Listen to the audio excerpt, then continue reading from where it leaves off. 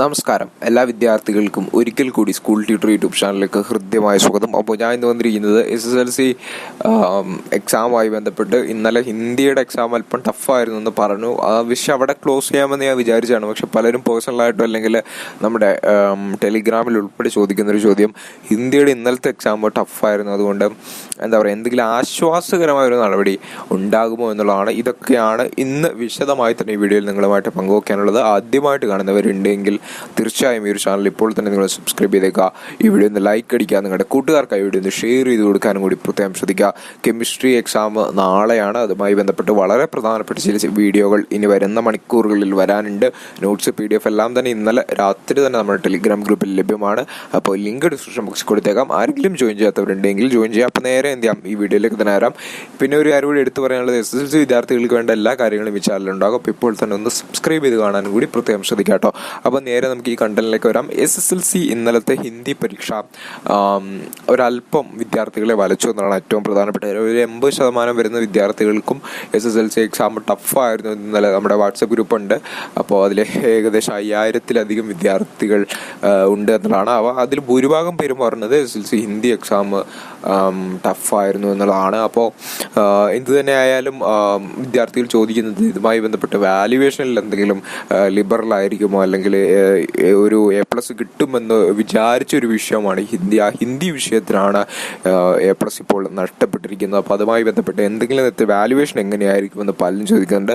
കൃത്യമായിട്ട് ഈ വാല്യുവേഷൻ്റെ കാര്യങ്ങൾ പറയുന്നുണ്ടെങ്കിൽ ആ വാല്യുവേഷൻ്റെ സമയമാണ് എന്ന് മനസ്സിലാക്കുക. എങ്കിൽ പോലും പൊതുവെ ഇങ്ങനെയുള്ള സാഹചര്യങ്ങൾ മുൻ പരീക്ഷകളിലും മുൻ പരീക്ഷ SSLC നടന്നപ്പോഴോ അല്ലെങ്കിൽ +1 നടന്നപ്പോഴോ +2 നടന്നപ്പോഴോ ആയിക്കോട്ടെ, ഇങ്ങനെയുള്ള സാഹചര്യങ്ങൾ വന്നിട്ടുണ്ട്. പക്ഷെ അപ്പോഴൊക്കെ ഒരുപക്ഷെ വിദ്യാർത്ഥികൾക്ക് അനുകൂലമായുള്ള രീതിയിൽ വാല്യുവേഷൻ ലിബറൽ ആവാനുള്ള സാധ്യതയാണ് അന്നൊക്കെ നമ്മൾ മുന്നിൽ കണ്ടിട്ടുള്ളത്. പൊതുവെ അങ്ങനെ ടഫായിട്ട് തോന്നുന്ന വിഷയങ്ങൾക്ക് എന്താ പറയുക, അങ്ങനെ പൊതുവെ ഒരു വലിയൊരു തിരിച്ചടി വിദ്യാർത്ഥികൾക്ക് വരാറില്ല എന്ന് മനസ്സിലാക്കുക. ഒരുപക്ഷെ വാല്യുവേഷൻ ലിബറൽ ആവാൻ തന്നെയാണ് ഇപ്പോൾ നമ്മൾ മുന്നിൽ കാണുന്ന സാധ്യത. കാരണം അത്യാവശ്യം കുറച്ചുള്ള ഏകദേശം 80% വിദ്യാർത്ഥികൾക്ക് ടഫായിരുന്നല്ലോ. സോ അതുകൊണ്ട് തന്നെ അത് അധ്യാപകർക്കുൾപ്പെടെ അറിയാവുന്ന കാര്യങ്ങളുമാണ്. അപ്പോൾ ഈ അധ്യാപകർ തന്നെയല്ലേ വാല്യുവേഷന് പോകുന്നത്. സോ അതിൻ്റേതായ ഒരു എന്താവും, പരീക്ഷാ പേപ്പർ നോക്കുമ്പോൾ അവർ കാണിക്കും എന്നാണ് നമ്മൾ മനസ്സിലാക്കുന്നത്. അങ്ങനെ ചെയ്യട്ടെ എന്നും കൂടി പറയുകയാണ്. അപ്പോൾ അതോർത്ത് ഇനിയിപ്പോൾ ആലോചിച്ചുകൊണ്ടിരിക്കേണ്ട ആവശ്യമില്ല. ഇനി നാളെ വരുന്നത് കെമിസ്ട്രി എക്സാമാണ്. ഇനി അങ്ങോട്ട് ലാംഗ്വേജ് വിഷയം വിട്ടിട്ട് ഒരു സയൻസ് വിഷയങ്ങളുടെ പരീക്ഷയിലേക്ക് കടക്കുകയാണ്. ലാംഗ്വേജിൻ്റെ അവസാനത്തെ, അതായത് ഹിന്ദി എക്സാം ഒരല്പം പാടായിരുന്നു. ഇനി വരുന്നത് കെമിസ്ട്രി എക്സാമാണ്. കെമിസ്ട്രി എക്സാം എങ്ങനെ ഉണ്ടാകുമെന്നുള്ളതാണ്. അത് വലിയൊരു ടെസ്റ്റ് തന്നെയാണ്. നാളത്തെ പരീക്ഷ എന്തായിരിക്കും സ്ഥിതി എന്നുള്ളത് ആ ഒരു ഇത് വെച്ചിട്ടായിരിക്കും സയൻസ് വിഷയങ്ങളുടെ അങ്ങോട്ടുള്ള കിടപ്പ്, അല്ലെങ്കിൽ അങ്ങോട്ട് എങ്ങനെയായിരിക്കും എക്സാമുകൾ വരിക എന്നുള്ളത് വലിയ ടെസ്റ്റോട് കൂടി തന്നെയാണ് വിദ്യാർത്ഥികൾ കാത്തിരിക്കുന്നതാണ്. മോഡൽ പരീക്ഷ പൊതുവെ എല്ലാവർക്കും തന്നെ ഒരു 70% ആളുകൾക്ക് മോഡൽ പരീക്ഷ എളുപ്പമായിരുന്നു എന്നതാണ് ഏറ്റവും പ്രധാനപ്പെട്ട കാര്യം. അന്നൊക്കെ വിദ്യാർത്ഥികൾ ചോദിച്ചുകൊണ്ടിരുന്ന ചോദ്യമാണ്, ഈ മോഡൽ പരീക്ഷ എളുപ്പമായാൽ എന്താ പറയുക, മെയിൻ എക്സാം ടഫ് ആകുമോ എന്ന് പലരും ചോദിച്ചൊരു ചോദ്യം കൂടിയാണ്.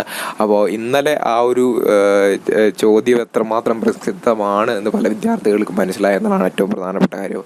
അപ്പോൾ എന്തായാലും നാളത്തെ പരീക്ഷകളുമായി ബന്ധപ്പെട്ട് എങ്ങനെയായിരിക്കും എന്നുള്ള സാധ്യതകളും അതുമായി ബന്ധപ്പെട്ട കുറച്ച് കാര്യങ്ങളും വരും മണിക്കൂറുകളിൽ നിങ്ങളിലേക്ക് എത്തിക്കുന്നതായിരിക്കും. അപ്പോൾ ഇപ്പോൾ തന്നെ ഈ ചാനൽ ഒന്ന് സബ്സ്ക്രൈബ് ചെയ്യുക. അപ്പോൾ ഞാൻ പറഞ്ഞ പോലെ തന്നെ ഒട്ടും ആശങ്കപ്പെടേണ്ട സാഹചര്യം നിലവിലില്ല എന്ന് വിദ്യാർത്ഥികൾ മനസ്സിലാക്കുക. വാല്യുവേഷനിൽ ഒരുപക്ഷെ നിങ്ങൾക്ക് അനുകൂലമായിട്ടുള്ളൊരു തീരുമാനം ഒരുപക്ഷെ വന്നേക്കാം. നമുക്കത് പ്രിഡിക്റ്റ് ചെയ്യാൻ പറ്റില്ല. ഞാൻ പറഞ്ഞല്ലോ, വാല്യുവേഷൻ്റെ സമയമാകുമ്പോൾ മാത്രമാണ്, അല്ലെങ്കിൽ വാല്യുവേഷൻ ആരംഭിക്കുമ്പോൾ മാത്രമാണ് ഏത് തരത്തിലാണ് എങ്ങനെയാണ് പേപ്പറുകൾ നോക്കുന്നത് എന്നുള്ള കാര്യങ്ങളൊക്കെ നമുക്ക് മനസ്സിലാക്കാൻ സാധിക്കുകയുള്ളൂ എന്നും കൂടി മനസ്സിലാക്കുക. ഓക്കെ, അപ്പോൾ ഒട്ടും ആശങ്കപ്പെടേണ്ട കാര്യമില്ല. ധൈര്യമായിട്ട് ഇന്നലെ വിദ്യാഭ്യാസ മന്ത്രി ഫേസ്ബുക്കിൽ പറഞ്ഞതുപോലെ ആത്മവിശ്വാസത്തോടു കൂടി തന്നെ പരീക്ഷകൾ എഴുതാൻ വേണ്ടി പ്രത്യേകം ശ്രദ്ധിക്കാം. നന്ദി.